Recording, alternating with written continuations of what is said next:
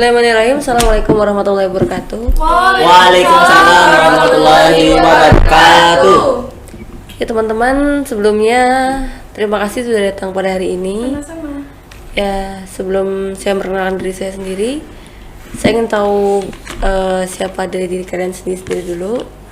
Oke, kita akan mulai peran satu-satu, mulai dari kanan saya. Silahkan dimulai. Perkenalkan, nama saya Siti Utami, asal saya dari Boyolali. Hai Tami. Hai. Saya. Ya, silahkan. Perkenalkan, nama saya Tias Pratiwinata dari Pini. Salam kenal. Salam kenal. Lanjut. Kalau aku Asri Utami dari Purbalingga. Halo Asri. Halo. Kalau saya Hendrik dari Sukabumi. Halo. Salam kenal. Salam kenal. Oke, karena saya sudah mengenal kalian semua, sekarang saya akan memperkenalkan diri saya karena tak kenal maka tak sayang. Nama saya Syahdi Grati dari Bawen. Oke. Sebelumnya hari ini kita akan menjalankan konseling kelompok. Mungkin di sini ada yang pernah melakukan konseling kelompok? Belum. Oke, saya akan menjelaskan apa itu konseling kelompok. Jadi, konseling kelompok itu adalah sebuah konsultasi yang dilakukan secara bersamaan dan atau berkelompok.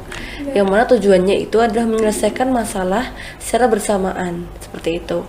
Tetapi dalam konseling kelompok ini harus adanya kerahasiaan, kesukarelaan, dan keaktifan dalam berbicara karena kita akan menyelesaikan masalah dari teman-teman kita di kelompok kita ini. Saya harap masalah ini hanya akan diketahui oleh kita yang dari kelompok ini dan Allah yang ada di atas itu. Jadi mungkin ada yang ingin ditanyakan lagi tentang apa itu konseling kelompok? Cukup. Oke, cukup. Oke, sebelumnya saya ingin mengetahui permasalahan dari setiap individu kalian masing-masing agar kita dapat menyelesaikan bersama-sama. Oke. Mungkin mulai dari kiri saya. Oke, kalau saya punya masalah terkait membagi waktu antara kerja dan kuliah. Jadi kan saya harus menyelesaikan pekerjaan juga menyelesaikan perkuliahan saya secara bersamaan. Jadi kadang saya tidak dapat menyelesaikan salah satu atau harus memilih salah satunya. Ketika saya sedang kerja kadang ada tugas dadakan juga kan itu mempengaruhi kinerja saya ketika kerja. Sedangkan di tempat saya kerja saya harus memberikan yang optimal. Begitupun ketika saya sedang kuliah, saya tiba-tiba harus masuk kerja menggantikan shift teman saya yang sakit, dan ketika kuliah pun saya harus mengikuti perkuliahan dengan sampai selesai.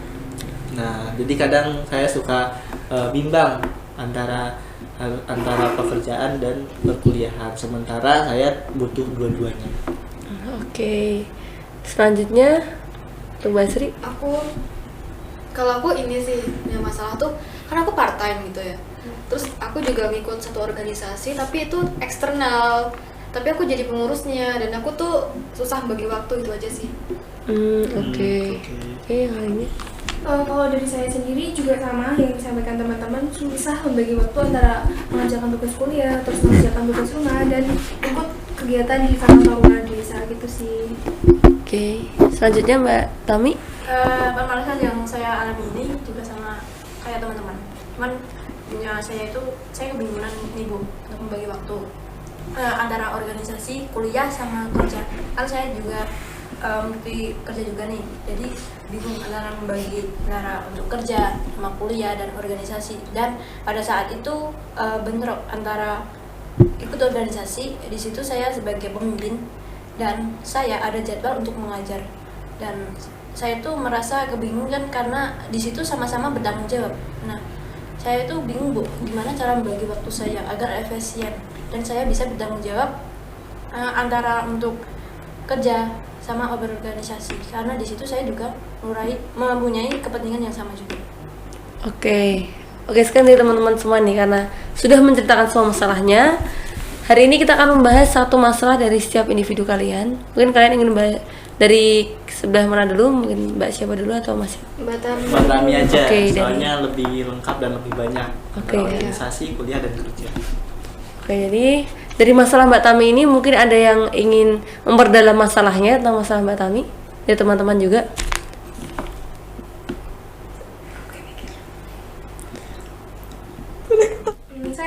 Saya mau tanya kepada Mbak Tami, kalau boleh saya tahu ini di pas waktu part time sama pas organisasi itu udah ada jadwalnya belum? Misalkan dalam seminggu ini mau mengerjakan tugas ini, seminggu ini mau kerja ini gitu, udah ada jadwalnya belum sih?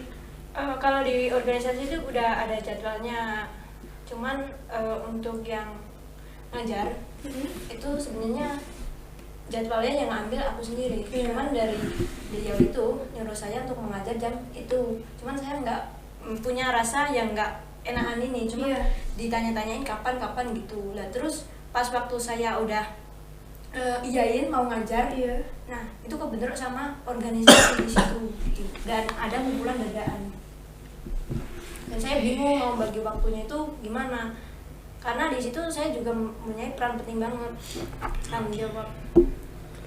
Oke, ya. Mungkin ya teman-teman yang lain ada yang memperdalam kembali masalah dari Mbak Tami ini. Mungkin langsung solusi. Oke, atau yang ingin memberikan solusi? Saya. Ya, silakan sendiri. Tadi kan udah Tami kan punya rasa yang gak enakan ya sama beliau yang ngasih kerjaan itu ya. Mungkin Mbak Tami harus menunjukkan sikap asertif ya, berkata jujur. Itu juga untuk kebaikan Mbak Utami sendiri dan agar tidak berkelanjutan kalau tidak melakukan atau tidak ada sikap asertif, nantinya malah membebani kedua belah pihak. Nah, untuk mencegah hal itu lebih baik saya sarankan Mbak Utami itu mulailah untuk asertif atau berkata jujur apa adanya. Ketika memang tidak bisa, katakan tidak bisa atau memang berhalangan, tetapi dengan bahasa yang sopan dan berlaku yang santun agar tidak menyakiti satu sama lain. Gitu Bu. Oke. Ini kan dari saya sendiri ya, saran menurut saya sendiri sih Mbak Utami lebih memanajemen waktu dan jadwal yang Mbak Utami punya. Mungkin udah jadwal nih organisasi minggu ini akan ada acara apa, pasti kan kalau organisasi itu ada jadwalnya. Ini kita besok nih mau ada acara rapat gitu. Nah setelah itu untuk jadwal les itu dijadwalkan, jadi mungkin yang akan les di Mbak Utami ini bisa masuk ke grup jadwal les. Jadi untuk les pagi, siang, sore terjadwalkan. Jadi orang tua tidak minta Mbak Utami untuk terburu-buru harus sekarang, harus gimana. Mbak Utaminya juga nggak bentrok sama organisasi sendiri. Tinggal nanti kalau misalnya ada jadwal les yang di satu sisi itu sama dengan jadwal organisasi, bisa dibatalkan terlebih dahulu salah satunya. Itu mungkin dengan alasan lesnya diganti besok ya karena saya nggak bisa, seperti itu. Jadi lebih ke manajemen waktu dan juga bisa memberikan punishment ke diri sendiri kalau kita nggak bisa menjalankan manajemen waktu tersebut, seperti itu. Mungkin ada yang lain ingin menambahkan saran untuk Mbak Tami? Kalau dari saya sendiri, selain yang manajemen waktu itu perlu menentukan prioritas nih, mana prioritas yang pertama, kedua, ketiga, dan yang keempat. Yang paling mendesak itu dilakukan yang pertama kali, kemudian yang penting tapi tidak mendesak itu yang kedua. Misalkan kalau Mbak Tami ini sedang kuliah, jadi prioritas yang pertama itu apa? Kuliah, berarti kuliahnya yang pertama. Itu sih. Ya, itu skala prioritas namanya. Menentukan skala prioritas itu sih Mbak Tami. Oke. Nah, karena ini konseling kita ini agak tegang sedikit gitu, kita mau dulu bermain sebentar ya teman-teman. Untuk rilekskan diri kalian dulu, tarik nafas dari hidung, keluarkan dari hidung. Tarik nafas dari hidung, keluarkan dari mulut. Oke, mungkin udah lebih tenang. Sekarang bagaimana dari Mbak Tami sendiri setelah mengikuti konseling kelompok pada hari ini? Alhamdulillah Bu, menurut saya pada sesi konseling ini bisa membuka saya dan bisa memecahkan permasalahan saya, dimana saya sebenarnya tidak punya rasa keenakan, sehingga tadi yang disampaikan Mas Hendrik itu betul, sikap asertif. Pokoknya kalau saya tidak mengatakan tidak bisa, ya saya tidak bisa gitu, karena di situ saya kayak tertekan gitu Bu. Kalau mengatakan iya, kalau tidak. Terkadang saya udah mengatakan iya, namun kadang kondisi itu nggak bisa kayak rencana saya sendiri gitu Bu. Kalau bisa sih saya bisa mengerjakan semua. Dan dari ibu tadi saya juga suka soal manajemen. Dari saya sendiri terkadang belum bisa manajemen antara kegiatan yang mana dulu yang saya lakukan. Dan tadi dari Mbak Tias juga saya suka skala prioritas yang mana tentunya untuk kuliah dan mana organisasi dan mana yang mengajar.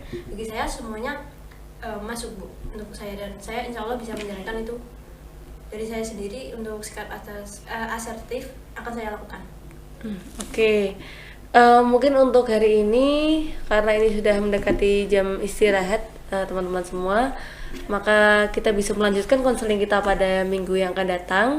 Dan kita akan membahas lagi masalah-masalah kalian satu persatu di setiap mungkin ingin pertemuan kapan lagi seperti itu? Ya, minggu depan. Minggu depan aja Bu. Minggu depan Hari ya. yang sama. Iya, Di hari yang sama sama. berarti. Di jam yang sama juga ya. Oke, terima kasih telah mengikuti konseling kelompok pada hari ini. Terima kasih juga untuk waktunya. Wassalamualaikum warahmatullahi wabarakatuh. Waalaikumsalam warahmatullahi wabarakatuh.